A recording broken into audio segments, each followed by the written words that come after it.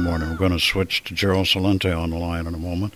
Gerald Celente, if you don't know him, he's a publisher of a publication called the TrendsJournal from his corporate office in Kingston, New York. The TrendsJournal goes all over the world, and some of the biggest names in politics and world leaders subscribe to the TrendsJournal.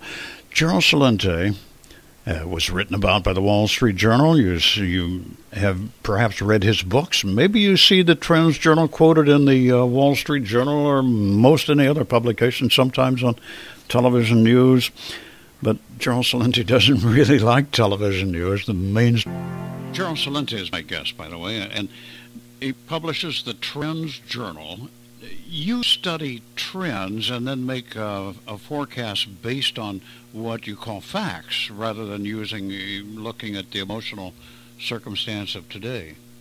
Exactly. I began my career in the late 1970s when Jimmy Carter came back from Iran after spending New Year's Eve with the Shah and his wife, he and Rosalind.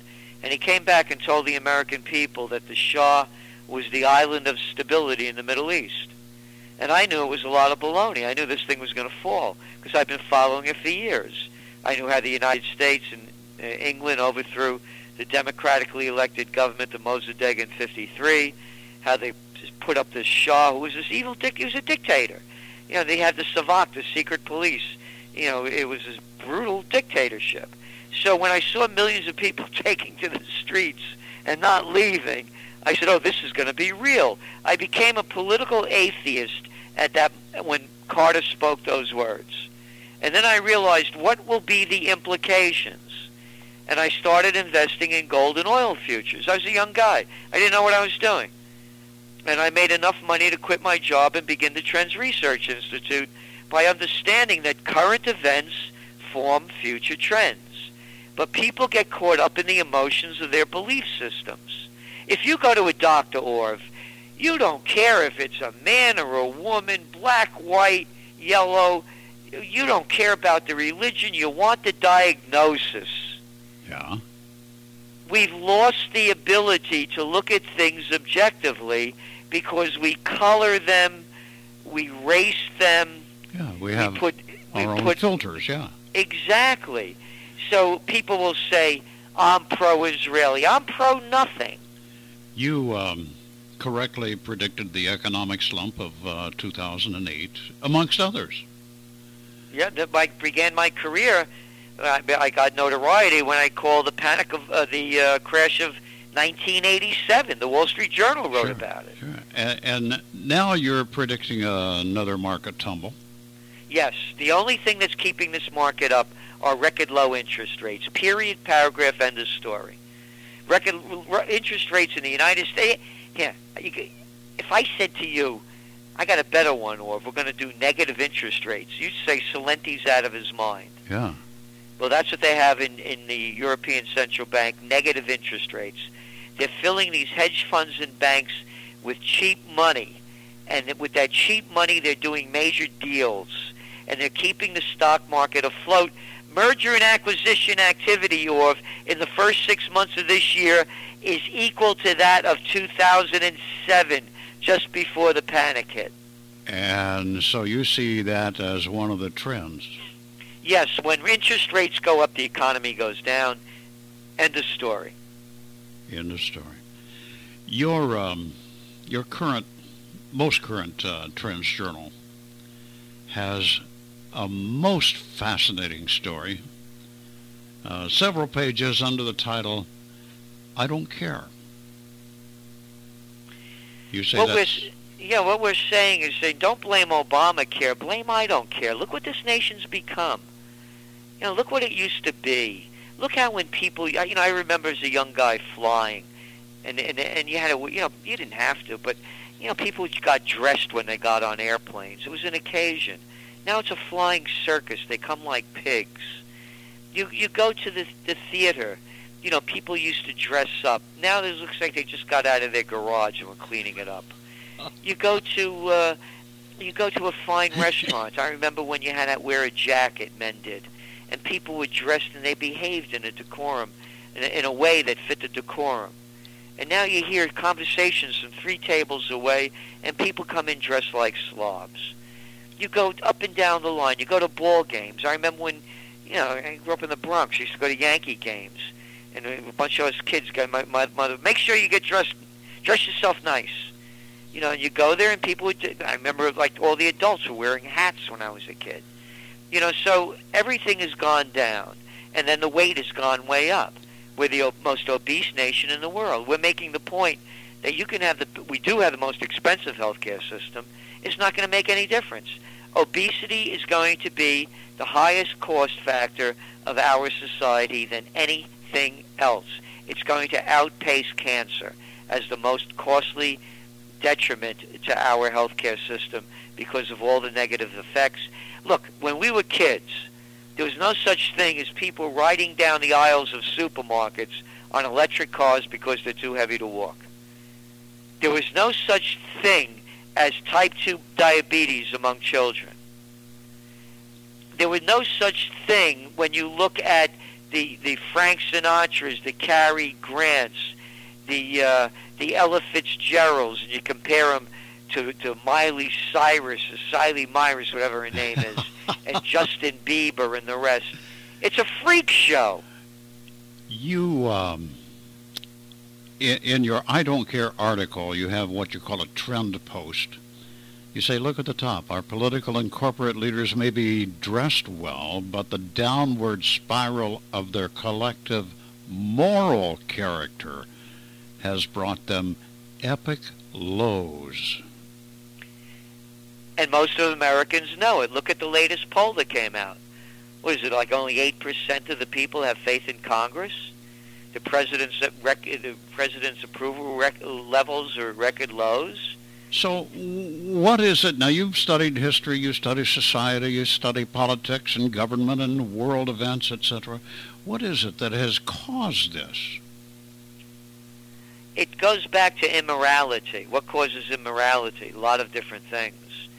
Look, I told you as you well know, I'm a political atheist. Yes. I don't believe in either party. Yeah. And I'm not saying this sarcastically. To me, both parties are no different than the Bloods and the Crips.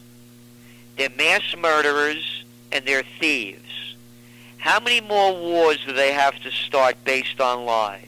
How many more millions of people have to be killed?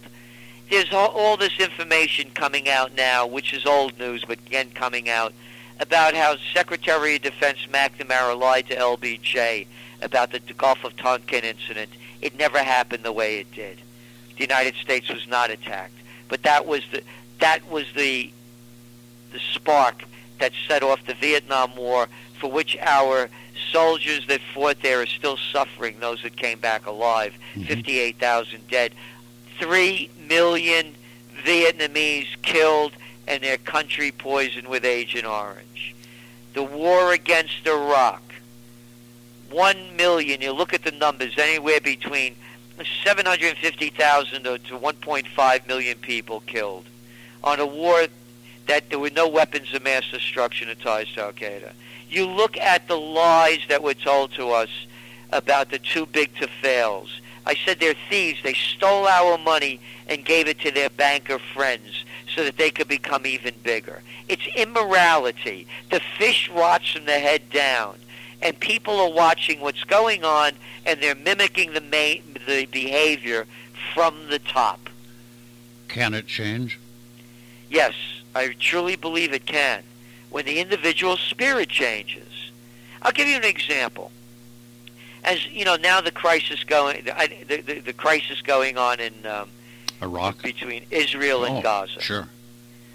And so I start doing, I've known about it a long time, of course, and I start doing more and more research because I came up with the understanding. When people say, when I point out the atrocities going on there, right away the knee-jerk reaction is to call me an anti-Semite. For the record, my last 3 girlfriends were Jewish, and most of our staff is. So I'm not an anti-Semite. So then because me, I'll criticize anything, if I don't believe in it. And the motto of the TrendsJournal, think for yourself. I don't tell anybody what to believe. I don't need anybody to tell me what to believe. Show me the facts and I could look at them. Sure. So anyway, I realized that you cannot call people that are not from that area, they're not Semites.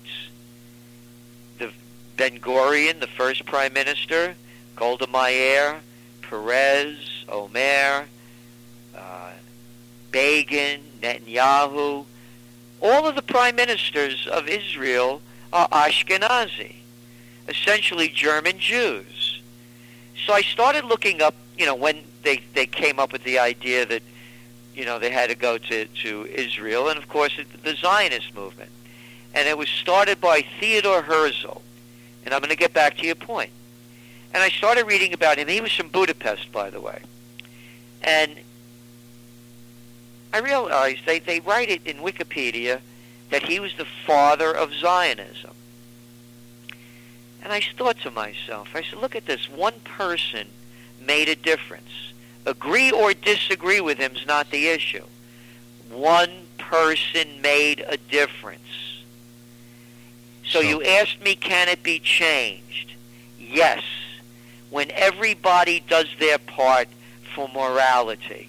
With all of these atrocities going on in the world, whether it's in Iraq, whether it's in Gaza, whether it's in Yemen, whether it's in Syria, whether it's in Somalia, Sudan, wherever it is, it's going to take the people to reverse it.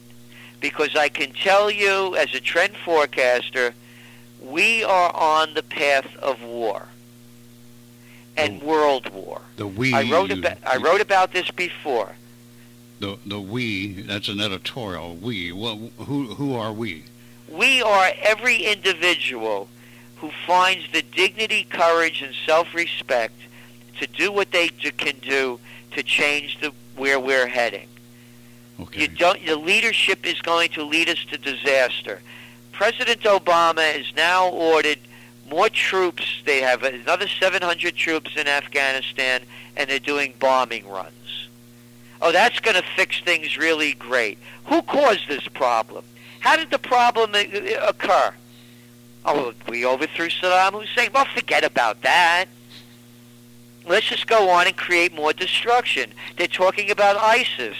You know who ISIS is? These are the groups that are being funded by the Arab League that were put in place to overthrow the Assad government in Syria. They're maniacs. Why does the media not tell us this? Because the media are prostitutes. The media are suck-ups and brown noses and bow-downs. The Fourth Estate is dead. The media is owned by a handful of major corporations thanks to the deregulation under Slick Willie Clinton of the Federal Communications Act that allowed a few companies to own everything, and it's in their interest to push their agendas. I have a belief that when that we are not being served well by government, and when that happens, when society gets that feeling, society has, over history, turned them out, changed the governors, those who govern us. But who are you going to vote for? A Republican or a Democrat? It doesn't matter, is exactly. what you're saying. Yeah, okay.